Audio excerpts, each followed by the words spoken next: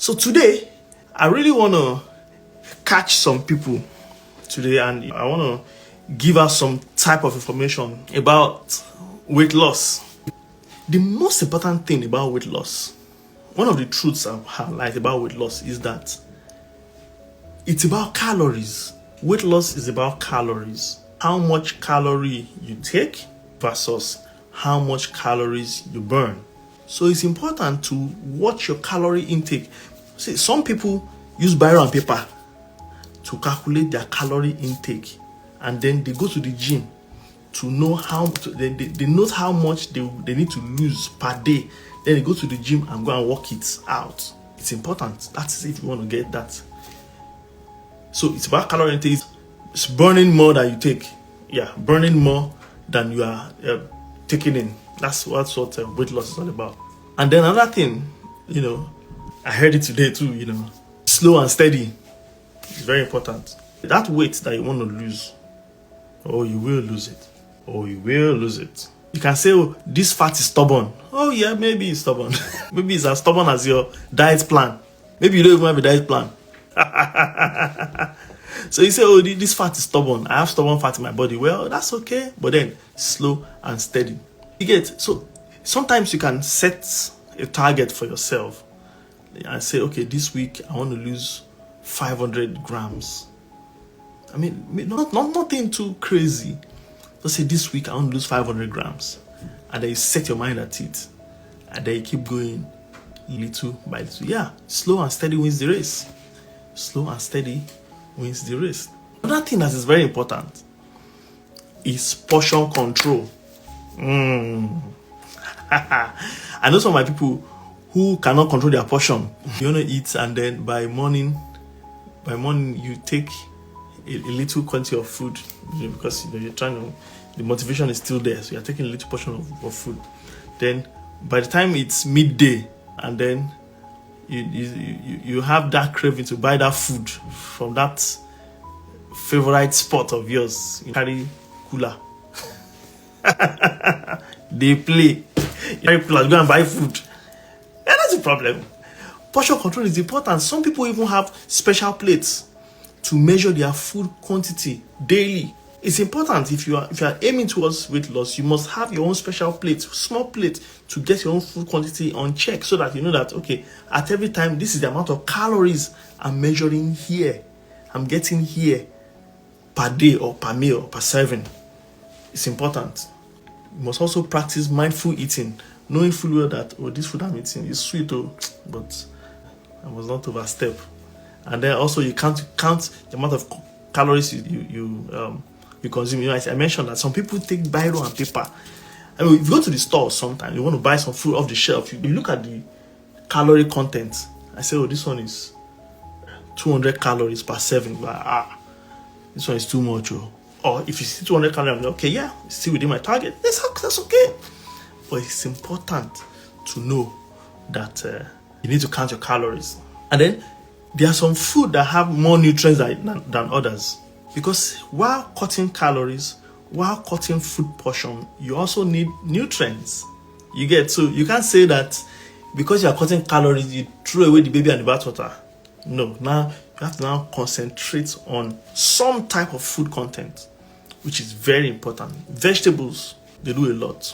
Lean protein, lean meat, they do a lot. Like chicken, they do a lot. Whole grains also help a lot. They have a lot of nutrients. Especially when you take vegetables. Vegetables can be in many forms. Can be in form of your normal, regular vegetables that you used to cook. The leafy ones can be in form of some fruits, vegetables. It's very important. They have a lot of nutrients. They will fill you up. If you take enough quantity, they fill you up. And then you now get the required nutrient while you go to the gym and work it out. You must work it out in the gym. There's no shortcut to that one. Also, it's important that you take a lot of water. Take a lot of water. Water is very, very important when you want to talk about weight loss, because there's a level of hydration you have to get to that it will help your metabolism, or else your metabolism can end up being very slow. because you're not getting enough, you're not well hydrated. Some school of thought believe that you should take 8 glasses of water, that's about 4 liters of water daily, if you want to lose weight. So that, because that speeds, that helps your metabolism. If you don't take a lot of water, you might not get that desired result. Let me just tell you the truth. Really don't want to take water. I don't feel like taking water. It makes my tummy full. Your tummy needs to be full. You need to take that water. It is one thing that has been consistent in all my talk since I started talking. There's one thing that has been consistent. What's that thing? Exercise. You need to do exercise. Both cardio and strength trainings, treadmill, weightlifting. You need to include everything. I mean, don't overdo yourself.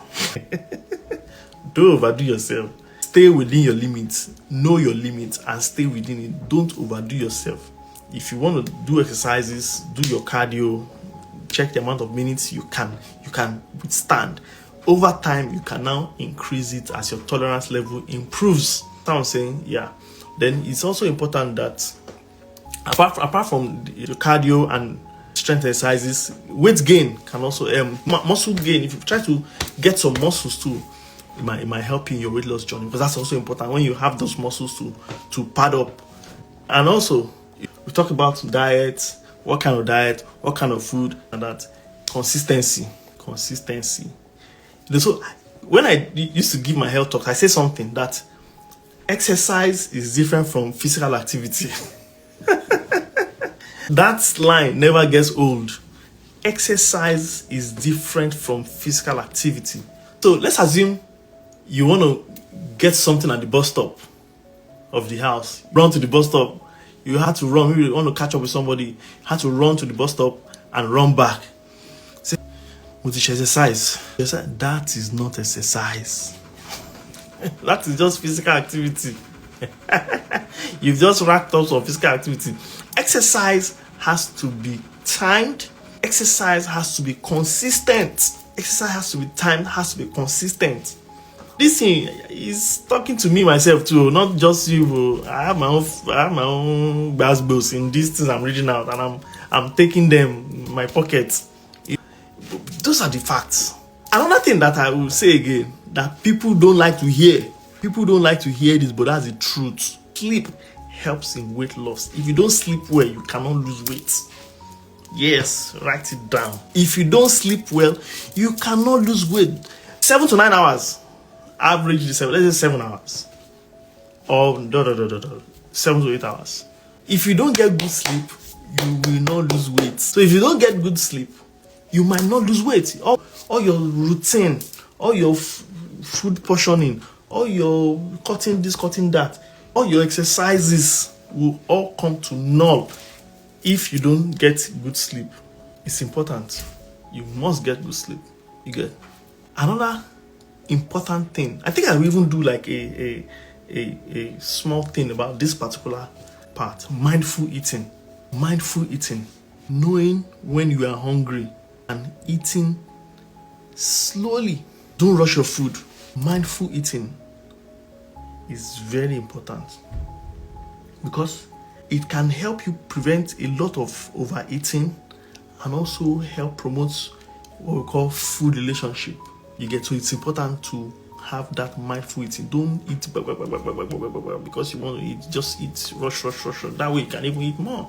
It's very important. For example, now if you're sharing, if your husband and wife eating from the same bowl, and you husband, chairman sir, you just overtake your wife and finish all the food, chop all the chopables. It's dangerous, you know. It's dangerous. Mindful eating is very important. And another thing I need to also say is for you to set realistic goals. Set realistic goals. Some people, they set goals for themselves that they cannot achieve. You get? I keep saying that it's better for you to underset and overachieve than for you to overset and underachieve. Say, this month I must lose 10 kg. Hey, I must lose 10 kg. Go gym, eat, baby. You climb the scale in the first day of the month, you see 91. By the time you do all your gymnastics exercise, jump up and down, gym, everything, come down, you get to 31st of the month, check your weight, you see 90, you see premium tears flowing. Because you have set the bar too high. As I said earlier, start with maybe 500 grams weekly. You want to just lose 0.5 kg every week. No long thing. Just set it that my aim is 0.5 kg every week. It's very important because there's a mental aspect to continuous activity. You get? Yes, so there's a mental aspect to continuous activity. If you have this activity schedule and you are consistent with it, if you set your standards low and you set your targets low and you easily hit those targets, there's a mental part that tells you that you are improving on that thing you are doing. There's a mental part saying that, oh, you are doing something better, you are doing something right. So little by little, putting the blocks little by little, setting those bars lower will help you. Setting the bars higher will definitely put you in some level of crisis mentally. That I've seen over and over and over. Heard from somebody today when I put up that topic on my WhatsApp. I heard from somebody today saying that, oh, look, I don't think anything is happening to my weight loss journey. I'm like, no, there's something happening. But maybe you set your bar too high. Because, see, that's your gym partner that is seeing results. But you are not seeing results. You guys are not the same. I think I should put that out too.